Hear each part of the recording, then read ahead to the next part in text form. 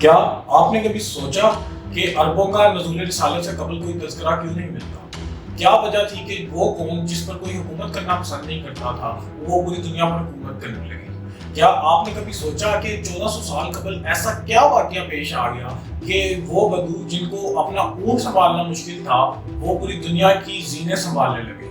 کیا آپ نے کبھی سوچا کہ جو کتاب اور لائبریری کا تصور ہے وہ ہم نے مغرب سے لیا ہے؟ کیا آپ نے کبھی سوچا کہ اس دنیا میں موجود کنسٹرکٹیو چیزیں، سائنسی چیزیں، جیسا کہ میں اس کیمرے کے ذریعے آپ سے مخاطب ہوں، کیا یہ ہم نے مغرب سے لیا؟ ہمارے ہاں ان سوالات کے جواب دو ہیں، کیونکہ ہمارے ہاں طبقات دو ہیں۔ ایک طبقہ وہ جو خود کو لیفٹسٹ کہلاتا ہے اور اس کے بقول مسلمانوں کا اس دنیا میں میدان ضرب و حرب کے علاوہ کوئی کنٹریبیوشن نہیں، جبکہ دوسری جانب ہمارا رائٹسٹ طبقہ ہے جسے ہم مولوی طبقہ کہتے ہیں۔ ان کا دعویٰ ہے کہ دنیا میں موجود تمام چیزیں ہمارے 800 سالہ عروج کا نتیجہ ہے۔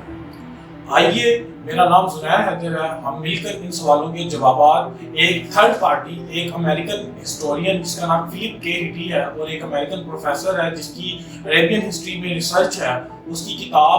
Arabs of brief history of Islam جو کہ 1948 میں لندن سے شائع ہوئی، اس کے ذریعے ان سوالات کے جواب ڈھونڈتے ہیں۔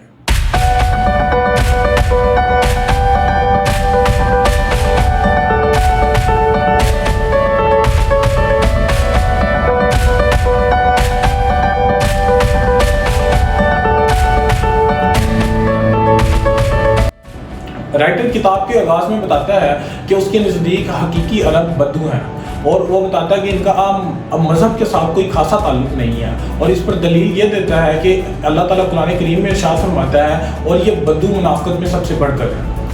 رائٹر کا کہنا ہے کہ نزول اسلام سے قبل عربوں کے پاس صرف اونٹ تھا،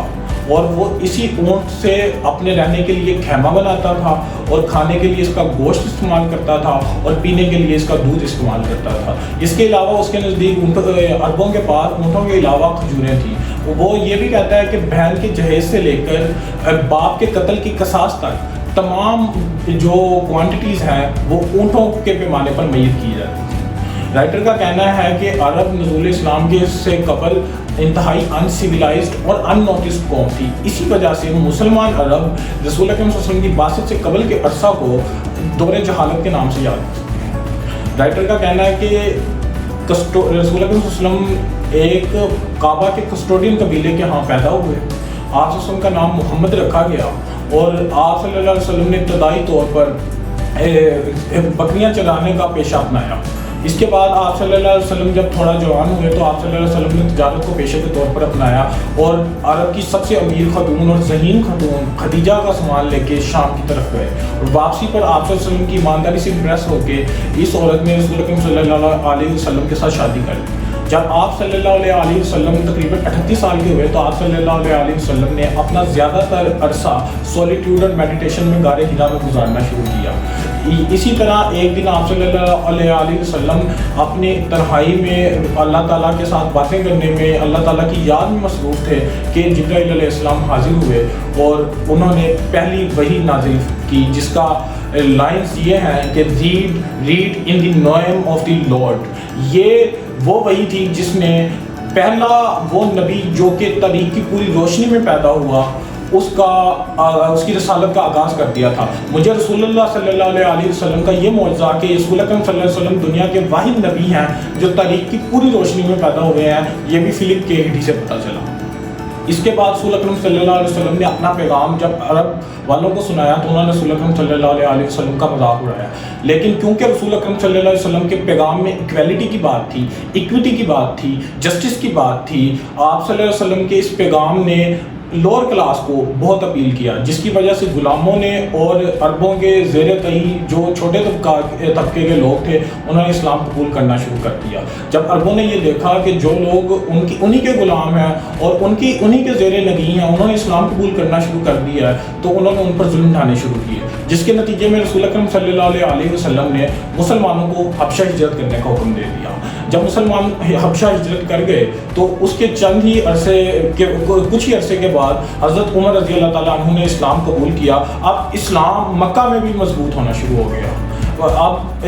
مسلمانوں نے کھلے عام دعوت رسالت کا پرچار شروع کیا۔ اسی آشنا میں واقعہ معراج ہو گیا۔ واقعہ معراج کے بعد رائٹر کے نزدیک یہ ہے کہ بیت المقدس مسلمانوں کے لیے بھی یہودیوں اور عیسائیوں کی طرح ایک مقدس سرزمین ہوگی. لیکن یہاں پر میں ذرا توقف کروں گا اور رائٹر سے اختلاف کروں گا، کیونکہ یہودیوں اور بہت سارے مستشرقین کے نزدیک یہ کنسیپٹ ہے کہ مسلمان صرف اور صرف رسول اکرم صلی اللہ علیہ وسلم کو نبی مانتے ہیں، جبکہ میں یہ بات کلیئر کر دینا چاہتا ہوں کہ جتنا مسلمان حضرت محمد صلی اللہ علیہ وسلم کو نبی مانتے ہیں، اتنا ہی حضرت آدم سے لے کے حضرت عیسیٰ تک جتنے بھی انبیاء آئے تمام کو نبی مانتے ہیں. اس وجہ سے اگر واقعہ معراج نہ بھی ہوتا تو بیت المقدس مسلمانوں کے لیے ایک مقدس سرزمین رہتی اور فلسطین کے ساتھ مسلمانوں کا ایک رشتہ برقرار رہتا. اب میں آپ کو آگے بتاتا ہوں کہ آپ صلی اللہ علیہ وسلم کے واقعہ معراج کے بعد اسلام قبول کرنے والے لوگوں میں یعنی کہ اسلام کا ٹرینڈ مکہ میں تیز ہو گیا اور زیادہ لوگوں نے اسلام قبول کرنا شروع کر دیا، جسے دیکھتے ہوئے عرب کے تمام قبیلوں نے یہ فیصلہ کیا کہ وہ بنی ہاشم کا بائیکاٹ کریں گے اور انہیں شب ابی طالب میں محصور کر دیں گے. یہ رسول اکرم صلی اللہ علیہ وسلم کی زندگی کے سخت ترین سال تھے جب آپ صلی اللہ علیہ وسلم نے اپنی شریک ہم سفر اور اپنی شریک حیات حضرت خدیجہ رضی اللہ تعالی عنہا کو بھی کھو دیا اور اپنے صاحبان جو کہ حضرت ابو طالب ہیں انہیں بھی کھو دیا. اس کے بعد یثرب سے 72 لوگوں کا ایک قافلہ رسول اکرم صلی اللہ علیہ وسلم کے پاس آیا اور انہوں نے رسول اکرم صلی اللہ علیہ وسلم کو یثرب یعنی مدینہ آنے کی دعوت دی، جسے آپ صلی اللہ علیہ وسلم نے قبول کر لیا. اب مسلمانوں نے 16 جون 622 عیسوی کو پہلا قافلہ مکہ سے مدینہ کی طرف ہجرت کے لیے نکلا اور آپ صلی اللہ علیہ وسلم نے اپنے مبارک قدم مکہ مدینہ کی پاک سرزمین پر 22 سپتمبر 622 عیسوی کو رکھے. لیکن اسلامی کیلنڈر 16 جولائی 622 عیسوی سے ہی سٹارٹ کیا گیا. اس کی وجہ یہ تھی کہ ہجرت مدینہ was not a flight, it was series of events. So حضرت عمر رضی اللہ تعالیٰ عنہ نے جو کیلنڈر سٹارٹ کیا وہ 16 جولائی 622 عیسوی سے ہی سٹارٹ کیا. وہ اسلام جو مکہ میں ایک مذہب کی حیثیت رکھتا تھا مدینہ میں ایک لبرل ویلفیئر اسٹیٹ بن چکا تھا. کیسے، یہ جاننے کے لیے دیکھیے میری اگلی ویڈیو، اور اگر آپ کو یہ ویڈیو اچھی لگی تو اسے لائک کیجئے، میرے چینل کو سبسکرائب کیجئے، اور اگر آپ کو میری کسی بات سے اختلاف ہے تو مجھے کمنٹ سیکشن میں ضرور آگاہ کریں. اگر آپ کا کوئی سوال ہے تو میں اسے بھی اگلی ویڈیو میں ایڈریس کروں گا. شکریہ.